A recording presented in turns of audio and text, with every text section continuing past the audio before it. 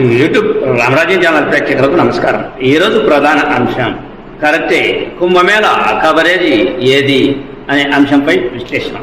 ఈ విశ్లేషణ మీరు చూసే ముందుగా మీరు నా ఛానల్ లైక్ చేయండి, షేర్ చేయండి, ఆ తర్వాత సబ్స్క్రైబ్ చేయండి. మీరు నా ఛానల్ లైక్ చేసి షేర్ చేసి సబ్స్క్రైబ్ చేయడంతో పాటు ఇదే వీడియో నలుగురికి పంపిస్తే 10 నుంచి 20 మందికి చేరేందుకు మీరే అవకాశం కల్పించినట్లు ఉంటుంది. ఇక అసలు విషయానికి వద్దాం. కుంభమేళ మీద కవరేజీ చేయలేదు అంట. మీడియా అంతా కుంభమేళను కవరేజ్ చేయడంలో వెనుకబడి ఉంది అని ఒక సీనియర్ జర్నలిస్ట్ ఎద్దేవా చేశారు.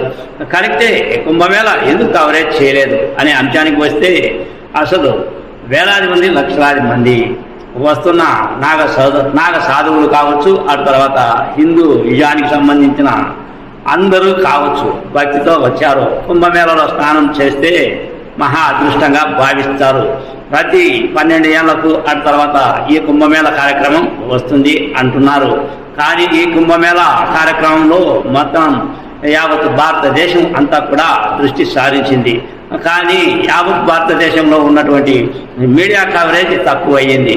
ఎందుకు అని ఆ సీనియర్ జర్నలిస్ట్ ఆవేదన అంతా ఇంత కాదు. కరెక్టే, కుంభమేళను కవర్ చేయాల్సిందే.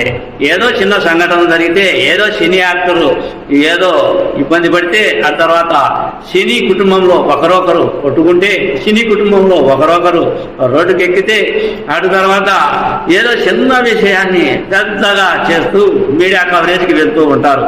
కుంభమేళ అసలు మహా అద్భుతమైన మేళ. అంతమంది నాగ సాధవులు పాల్గొనే కార్యక్రమాన్ని కవరేజ్ చేయకపోవడం ఇది ఒక విధంగా మీడియాకు శుభ పరిణామం కాదు అనేదే నా ఈ చిన్న వీడియో. మీ సీనియర్ జర్నలిస్ట్ జరంగల కృష్ణయ్య. నమస్తే.